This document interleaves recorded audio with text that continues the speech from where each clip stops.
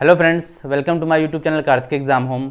देखिए, जैसा कि आप सभी को पता है कि यूपीएससी जूनियर असिस्टेंट 2022 की जो है एग्जाम डेट आ चुकी है। तो आज मैं कुछ इंपॉर्टेंट पॉइंट आपको जूनियर असिस्टेंट की वैकेंसी के बारे में बताना वाला हूँ।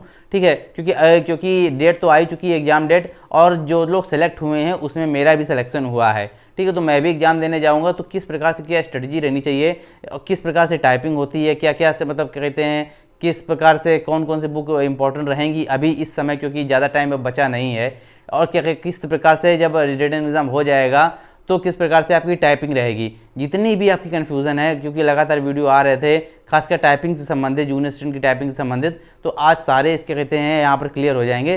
तो आप वीडियो को देख लीजिएगा, समझ लीजिएगा, पूरी इसमें जानकारी आपको मिल जाएगी। तो देखिए, आप जैसा कि आप सभी को पता है कि 1262 पद आए थे, उसमें शॉर्ट लिस्टेड किया गया है 41,037 कैंडिडेट को। ठीक है, अब इतने कैंडिडेट को सिलेक्ट किया गया है, तो टाइपिंग प्रोसेस क्या रहेगा, रिटन एग्जाम की तैयारी कैसे करें, पूरी जानकारी समझते हैं, और टाइपिंग प्रोसेस भी अभी समझेंगे। सबसे पहले ये देख लेते हैं रिटन एग्जाम की तैयारी कैसे करें, सिलेबस क्या क्या है। देखिए, जिस प्रकार से मैं तैयारी कर रहा हूँ, तो उस प्रकार से मैं आपको इतना ही बता सकता हूँ। खासकर रिटन एग्जाम के लिए जो सामान्य हिंदी है, सामान्य हिंदी के जो 30 क्वेश्चन आने हैं, आप सभी को पता है। रीजनिंग के 15 आने हैं, सामान्य जानकारी के 20 आने हैं, कंप्यूटर को 15 आने हैं, और कहते हैं उत्तर प्रदेश सामान्य ज्ञान के 20 आने हैं। तो क्या कहते हैं, इस समय जो तैयारी के प्रेफरेंस के आधार पर देखा जाए, तो जो हमारा जो एक तरीके से जो बुक को अगर देखें, तो अगर आपके पास हिंदी की, देखिए अलग अलग कहते हैं, अलग अलग प्रकाशन की अलग अलग बुकें हैं, लेकिन आप ज़्यादा बुकों को प्रेफर मत करिएगा। जो आपके पास है बस उसी को 100% रखिएगा, क्योंकि बुकों का कलेक्शन हो जाता है तो आप लोग डिसाइड नहीं कर पाते किस प्रकार से पढ़ें। अलग अलग क्या कहते हैं, अलग अलग प्रकाशन की बुकों में अलग अलग तरीके से चीज़ें तो वही रहती हैं, लेकिन परिभाषा अलग रहती है, याद करने में दिक्कत होती है, समझने में दिक्कत होती है। तो जैसे कि अभी आप इसमें समझ लीजिए, हिंदी में जैसे लूसेंट है, नालंदा है, खासकर मैं नालंदा से तैयारी करता हूँ। मैं क्या कहते हैं, लोगों को लगता है कि ओल्ड बुक है ज़्यादा, इसमें क्या कहते हैं डीप सिलेबस है, लेकिन मुझे सबसे ज़्यादा कंफर्टेबल नालंदा ही लगती है। नालंदा ही की किताब पढ़ के मैंने पेट एग्ज़ाम भी दिया था, और बहुत अच्छे नंबरों से मैं उस पर क्या कहते हैं बहुत अच्छे नंबर आए, जिससे मेरा लगभग हर यूपीएससी की भर्ती में एक तरीके से मेरा नाम आ जाता है, शॉर्ट लिस्टेड में हो जाता हूँ।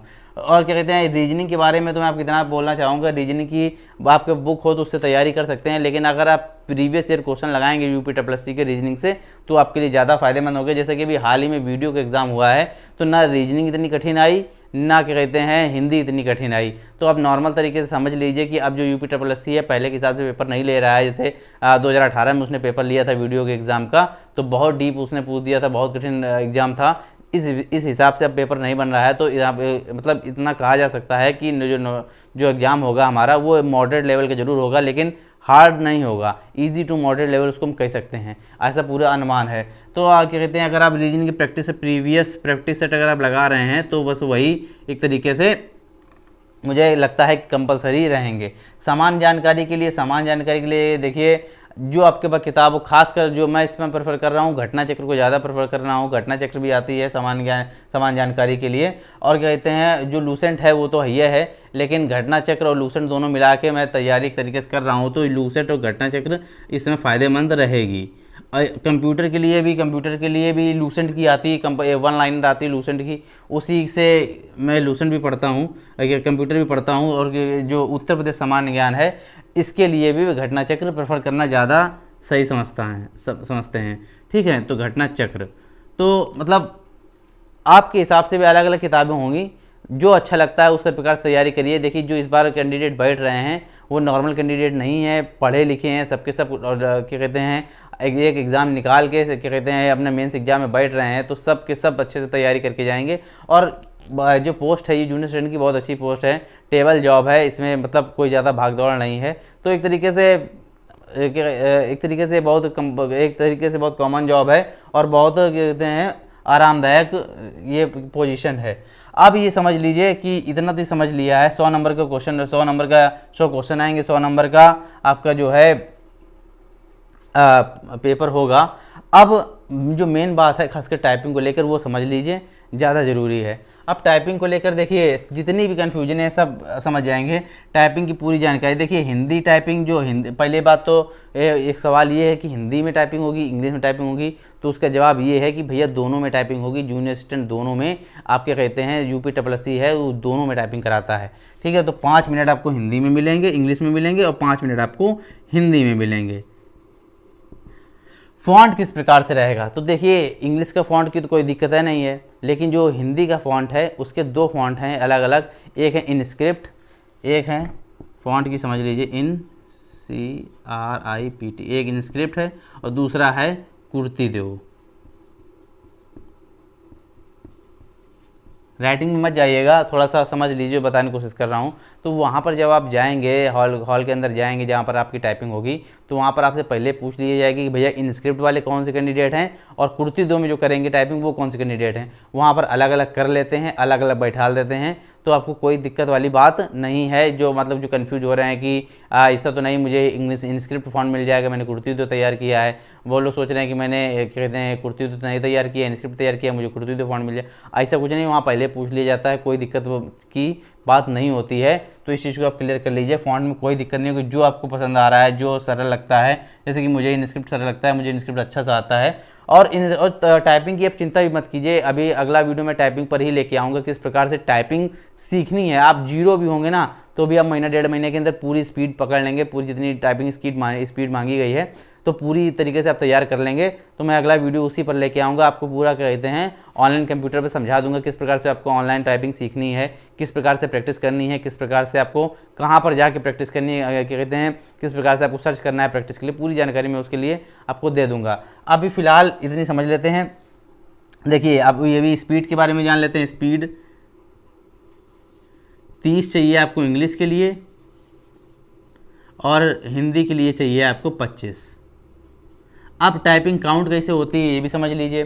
टाइपिंग जो कहते हैं जितने भी आप जब आपको 5 मिनट मिलेंगे तो एक तरीके से आप ये मान लीजिए कि आपको 5 जैसे मान लीजिए 30 वर्ड हैं, 1 मिनट में आपको 30 वर्ड चाहिए, तो 5 मिनट में हुए आपके 150, आपने 180 टाइप कर दिए, ठीक है। तो आपको इससे आपको 180 में नहीं काउंट होगा, पहले आपको देखा जाएगा सही कितने हैं, जो अपने वर्ड गलत कर दिए हैं वो हटा दिए जाएंगे। इसके बाद जो नेट स्पीड आपकी निकलेगी वो काउंट होकर जो निकलेगी वही आपकी एक्चुअल स्पीड मानी जाएगी, और उसी के आधार पर देखा जाएगा कि आपने इंग्लिश के 150 वर्ड टाइप किए हैं 5 मिनट में कि नहीं किए हैं। अगर आपने पता लगा वर्ड कर दिया आपने 250 लेकिन उसमें 100 से ज़्यादा गलत हो गए तो आप वहीं बाहर हो जाएंगे, ठीक है। इसमें कोई माइनस मार्किंग वगैरह तो नहीं होती है, लेकिन आपको स्पीड उतनी ही चाहिए, नेट स्पीड आपकी 30 की आनी चाहिए। उसी प्रकार से हिंदी की है, हिंदी में लगभग आपको 125 वर्ड आपको सही टाइप करने हैं 5 मिनट के अंदर, 25 के हिसाब से आपकी नेट स्पीड जोड़ी जाएगी, गलत वाले वर्ड सारे हटा दिए जाएंगे। इसके बाद जो वर्ड बचेंगे वो 125 के ऊपर होने चाहिए, तो आपकी टाइपिंग आप पास माने जाएंगे, वरना आप वहीं से फेल कर दिए जाएंगे, वहीं से आप एग्जाम से बाहर हो जाएंगे। अब क्या कहते हैं दूसरा क्या है, पैसेज किस प्रकार से मिलता है। पैसेज किस प्रकार से मिलता है, देखिए जिसे कि अभी पैसेज के बारे में इस प्रकार से हम समझ सकते हैं, जैसे कि अभी पिछले साल समीक्षा अधिकारी का एग्ज़ाम हुआ था हाई कोर्ट का, तो उसमें मैंने टाइपिंग भी दी थी।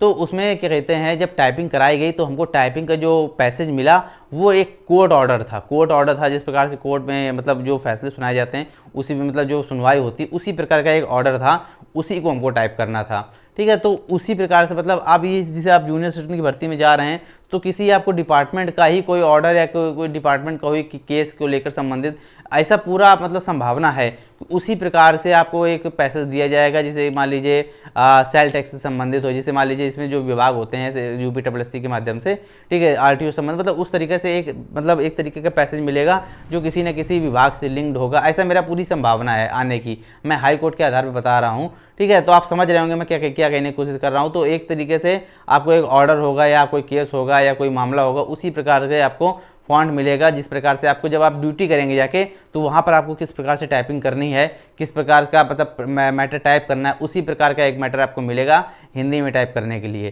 ठीक है। तो इस प्रकार का पैसेज वहाँ पर होता है। दूसरा क्या है, कीबोर्ड। सबसे बड़ी बात, सबसे अहम बात यही कीबोर्ड को लेकर। देखिए क्या कहते हैं जब टाइपिंग होती है तो उसमें पहले टाइम दिया जाता है कि आप कीबोर्ड चेक कर लें, सारे बटन दबा के चेक कर लें, कोई बटन ऐसा तो नहीं है जो काम ना कर रही हो, ठीक है। इस चीज़ को भी देख लें और खासकर बैक स्पेस देख लें। अगर जैसे कि बहुत लोग जैसे अलग अलग कंपनी के जो कीबोर्ड रखे होते हैं, एसर के रखे होते हैं, मैं लिख दे रहा हूँ, एसर के भी खासकर मैंने देखा एसर के रखे होते हैं, इंटेक्स के भी रखे होते हैं, ठीक है। तो एक चीज़ आप देखिए उसमें उस पर खासकर जो हम लोग टाइपिंग करते हैं अपने घर में जो या किसी कैफ़े में करते हैं जाके, उसमें जो हमारी बैक स्पेस की होती है वो बड़ी होती है, वो इस प्रकार से होती है बैक स्पेस की, इस प्रकार से। लेकिन हमको जब कहते हैं टाइपिंग में देने जाते हैं किसी एग्जाम हॉल में, तो बहुत से कंप्यूटर तो बहुत से कीबोर्ड तो इस प्रकार से होते हैं जिसमें बड़ी की होती है, लेकिन बहुत से कीबोर्ड ऐसे होते हैं जिसमें छोटी की होती है, इस प्रकार की, जैसे ABCD वाली होती है ना, उसी प्रकार की आपकी बैक स्पेस भी रख देते हैं। तो जब हम लोग बटन दबाते हैं तो उसके बगल वाली प्लस और इक्वल टू वाली बटन होती है बैक स्पेस के बगल वाली, वो दबने लगती है, तो बहुत कंफ्यूजन होती है, बार बार कट करना पड़ता है, ध्यान देना पड़ता है उस पर।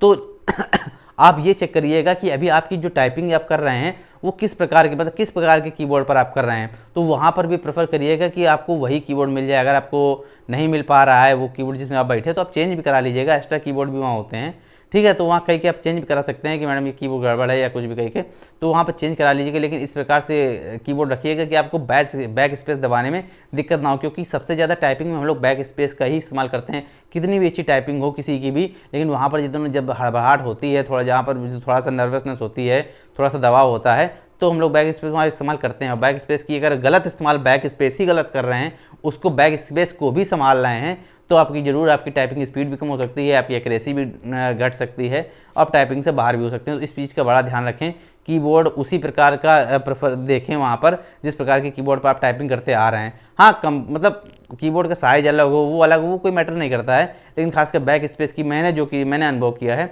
तो बैक स्पेस की पर ध्यान देना बहुत ज़रूरी है। वहाँ पर 5 मिनट का ही समय मिलेगा, एक बार आपने गड़बड़ कर दिया तो फिर आप बाहर हो गए, फिर ठीक है, तो पछताने के सिवा कुछ रह नहीं जाएगा। इस चीज़ पर ध्यान जरूर दीजिएगा। ऑफलाइन मोड पर होगा कि ऑनलाइन मोड पर होगा? भैया अब ऑफलाइन मोड पर एग्ज़ाम होना, टाइपिंग होना बंद हो गई है। कि पहले पेपर देते थे, पेपर देख के कीबोर्ड पर, मतलब स्क्रीन पर, मॉनिटर पर टाइप करो, अब वो चीज़ खत्म हो गई है। अब इस जो आपकी स्क्रीन बनी होगी, जो मतलब आपका जो एक तरीके से जो आपका ये होता है मॉनिटर होता है, यहाँ पर आधे में आपका मैटर लिख के आ रहा होता है, हिंदी या इंग्लिश में जो भी होगा, और यहाँ पर आपका लिखा होगा, जब जो आप टाइप करते जाएंगे वहाँ यहाँ इस तरीके से लिखता जाएगा, ठीक है। ऊपर टाइमिंग चलती जाएगी, सब कुछ चलता जाएगा, ठीक है। तो इस प्रकार से होता है कि, और कहते हैं अब ऑफलाइन वाला सिस्टम खत्म हो गया, अब ऑनलाइन मोड पर ही होता है। आधे पे टाइपिंग होगी, आधे पे मैटर लिखा होगा, आधे पर आपको टाइप करना है। अब कौन सा सवाल बचता है? स्पीड चेक कैसे करें, टाइपिंग कब और कहाँ? देखो, वहाँ पर आप स्पीड नहीं चेक कर सकते हैं, कि हमारी स्पीड कितनी बन रही है, कि हमारे क्या कहते हैं हाईलाइट वर्ड होता है। अच्छा, एक और पॉइंट याद आ गया, हाईलाइट।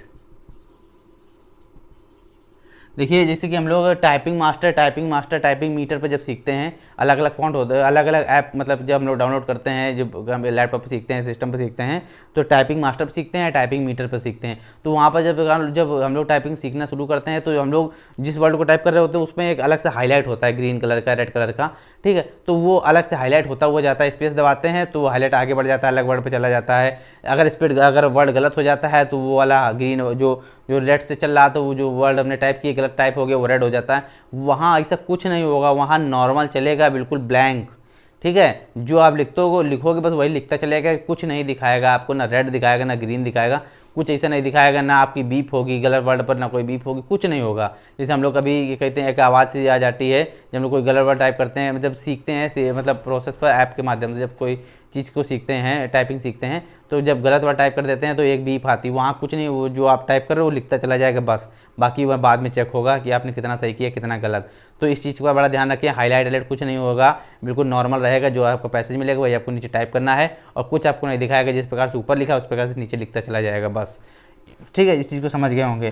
स्पीड चेक वहाँ पर नहीं कर सकते हैं, स्पीड चेक यहीं से करके जाइएगा कि कितनी आपकी स्पीड बन रही है। बाकी जब रिजल्ट आएगा तभी आपको स्पीड का अपना अंदाज़ा होगा कि इस प्रकार के आप टाइपिंग में पास हुए हैं कि फेल हुए हैं, ठीक है। तो स्पीड वहाँ पर चेक करने को आपको नहीं मिलेगी। दूसरा क्या है, टाइपिंग कब और कहाँ होगी?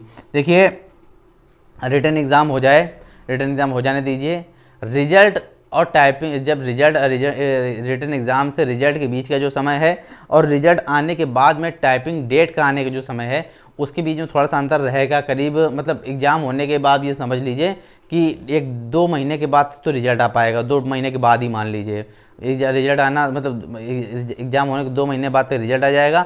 उसके बाद करीब 1 महीने के ऊपर ही मान लीजिए, 1.5 महीने के ऊपर ही मान लीजिए कि आपको टाइपिंग की डेट मिलेगी। तो आपके पास मतलब टाइम है, 3 महीने के आसपास का टाइम रहेगा एग्ज़ाम एग्ज़ाम जिस दिन रिटन एग्ज़ाम होगा उससे टाइपिंग की एग्ज़ाम की डेट तक 3 महीने के आसपास का आपका टाइम, आपके पास टाइम बहुत पर्याप्त टाइम है। 40-50 दिन का भी होता तो भी बहुत पर्याप्त था। ठीक है, अभी मैं अगला वीडियो लेके आऊँगा किस प्रकार से टाइपिंग सीखनी है। अगर आप जीरो भी हो तो भी आप टाइपिंग मास्टर हो जाओगे 40 से 50 दिन के अंदर। ठीक है, बस आपको थोड़ी सी मेहनत करनी पड़ेगी, खुद पर ध्यान देना पड़ेगा, खुद की टाइपिंग पर ध्यान देना पड़ेगा। टाइपिंग कब और कहाँ होती है तो देखिए, जो मतलब अभी तक तो होता आया है कि टाइपिंग जो है हमारी टाइपिंग हो गया, ये स्टेनो का शॉर्ट हैंड हो गया, ये लखनऊ में ही होती है। लखनऊ में आपका टाइपिंग वगैरह आपका कराया जाएगा। तो यही आज का, तो आप पूरा टाइपिंग को लेकर प्रोसेस समझ गए होंगे। अभी भी कोई कन्फ्यूजन हो तो आप उसको कमेंट में बता दीजिए, मैं कमेंट में उसका आंसर दे दूंगा। जरूर लगेगा तो मैं उसका वीडियो भी बना दूंगा। ठीक है, तो यही सब आज के बारे में बताना था, जो यूपी ट्रिपल जूनियर स्टूडेंट को टाइपिंग को लेकर लगातार कमेंट आ रहे हैं। तो अभी सारी कन्फ्यूजन लगभग दूर हो गई होंगी। अगर कोई कन्फ्यूजन हो तो बता जरूर दीजिएगा, आपको उसका जवाब मिल जाएगा। फिलहाल आपकी आज की वीडियो में इतना ही है। वीडियो अच्छी लगी हो तो वीडियो को लाइक करिएगा, शेयर करिएगा, चैनल को सब्सक्राइब नहीं करो सब्सक्राइब भी कर लीजिएगा, साथ ही बेल आइकन भी दबा दीजिएगा। अगर बेल आइकन आप नहीं दबाते हैं तो आपको क्या कहते हैं चैनल को सर्च करना पड़ेगा, ऐसे आपके पास वीडियो डायरेक्टली नहीं आएगा। तो बेल आइकन जरूर दबा लें। बाकी आज की वीडियो में इतना ही है। बाकी टाइपिंग कैसे करनी है ये अगले वीडियो में मिलते हैं।